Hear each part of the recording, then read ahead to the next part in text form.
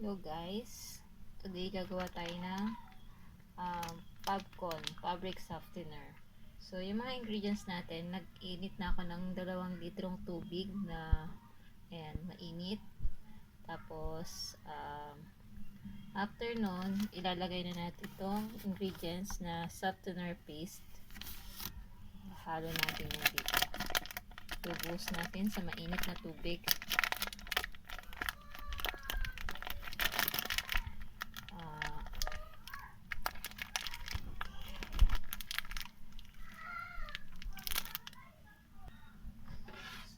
So yan, nailagay na natin yung paste, hahaluin natin.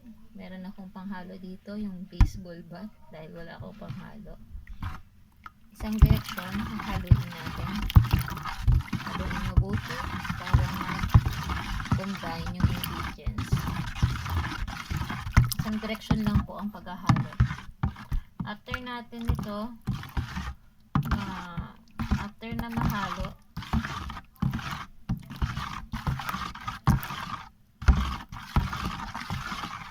ilalagay na natin. Ang kasunod nito after natin mahalo is ilalagay na natin yung tubig. Magdadagdag tayo ng 8 liters na tubig sa mixture natin. So, bakit tayo naghalo ay nagpakulo ng mainit na tubig na 2 litro? Ang reason nun is to, syempre, mabilis pag mainit, mas mabilis na mahalo yung softener paste sa tubig na mainit. So, lalagay na po natin.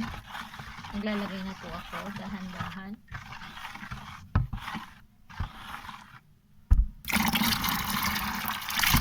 So, habang hinahalo, maglalagay tayo. 8 liters po na tubig na hindi mainit.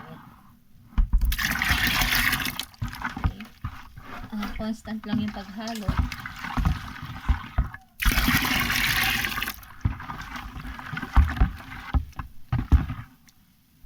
So, ito na po. Nalagay na natin yung 8 liters natin. So, yung solution natin, estimated na meron na tayong 10 liters na nahalo.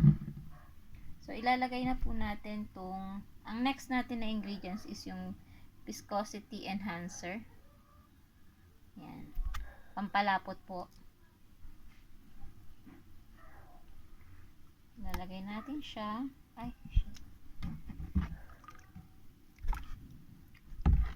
Para lumapot lalo yung ating solution.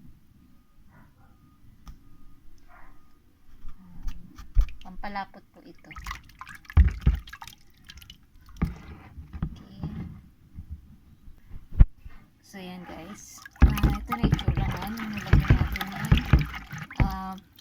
viscosity enhancer. Medyo parang lumapot ng konti yung tubig natin. Yung solution para. Ihaluin lang natin.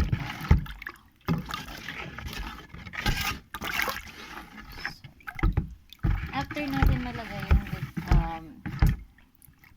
tawag ito, viscosity enhancer, isusunod naman natin itong preservative.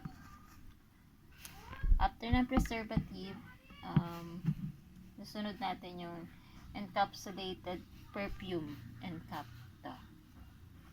So, yan. Lagay muna natin itong preservative para yung preserve. From the word itself, preserve. So, after nun, sunod na natin yung encapsulated perfume. Yan. Pero hindi pa ito yung scent niya. Meron pa siya. Lalagay lang natin. Then, halo. Kung sa actual, pagka inopen nyo tong encap, meron na siyang scent na mabango. Parang yung pag naglalaba kayo or gumagamit kayo ng yun yung parang naaamoy mo yung ganun. So, sayang yung solution kuha lang tayo ng konti para lagay lang natin. Okay. Yung ginagawa natin ngayon pala guys, madali lang tong gawin tong fabcon kasi puro mix lang. Meron na ikaw mabibili na sa market, meron ka na mabibili na solution. Isang set na siya para magawa. Tapos with complete instruction na siya. So ganito yung itsura nung sinasabi kong set. Yan. Nandito na yung sa ano siya. So yan. Ito ang yung isa kong stock is downy scent. Yung gagawin natin ngayon pala is passion scent. So yan. So nilagay na natin yung recap natin. Una, naglagay tayo ng mainit na tubig. Then yung softener natin. Yung softener paste nilagay natin. Then nag-mix natin siya in one direction. After natin na ilagay yung softener paste, naglagay tayo ng 8 liters na water na hindi mainit para dumami yung mixture natin. After nun, after natin na ilagay yung water, sinunod natin yung viscosity enhancer. Ito yung pampalapot na solution para lalong lumapot yung solution natin. Then sinunod natin yung preservative and then yung encapsulated perfume or end cap. Then mix lang ulit natin in one direction. After natin ma-mix, isusunod na natin yung scent and colorant. For this instant, ang meron tayo rito is passion scent. So yan. And then isusunod natin since it sa market yung passion scent, ang color niya is pink. Oops, medyo malabo.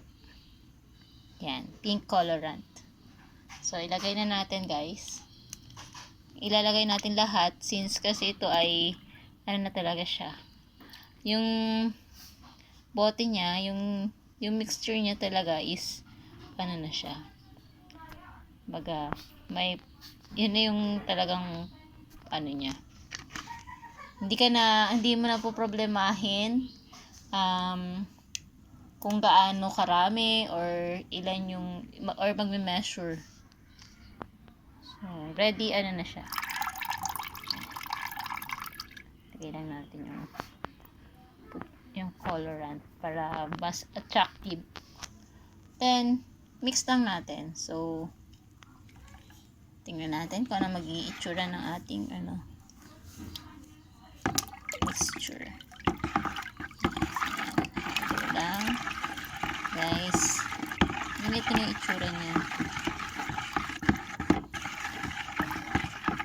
Then pag na natin siya, pwede na natin siyang ilipat. Yan. So guys, ito na yung ating mixture. May buo pa siya. Medyo kulang pa siya sa halo. Pero yan na po yun. Ganyan lang, kabilis. Tapos siguro i-leave lang natin siya ng para overnight. Then bukas na natin siya pwedeng isalin. Pwede naman na isalin kung ano nyo. Kaya lang yun. Gusto nyo rin naman. So, dito sa na to, gumawa ako. Meron akong bote. Kasama doon sa doon sa supplier. Meron din silang sinusupply na PET bottles. So, ilalagay ko siya rito sa 250 ml na 250 ml na PET bottles. So, ang price nito nga pala guys, itong 250, naglalaro siya sa 4 pesos. Around 4 pesos po yung price nito. Then, dun sa solution naman, dun sa dito, sa part na to, pumili po ako, nasa po siya, 310 po. So, yun. So, yung kung kukumputin siguro natin yung price natin, siguro nasa 200, hindi ko pa sure, mamaya siguro ano ko na lang, i-compute ko kung ilan yung magagawa ko, then i-compute ko siya, tapos ilan yung magiging mabibenta if ever. Magkano yung benta. So, yun. Sige, yun na lang guys. Lalagay ko na lang po sa comment yung additional info regarding this. So, thank you for watching and I hope you enjoy. I hope may natutunan po kayo pala sa panonood ng video na ito. Thank you. Bye!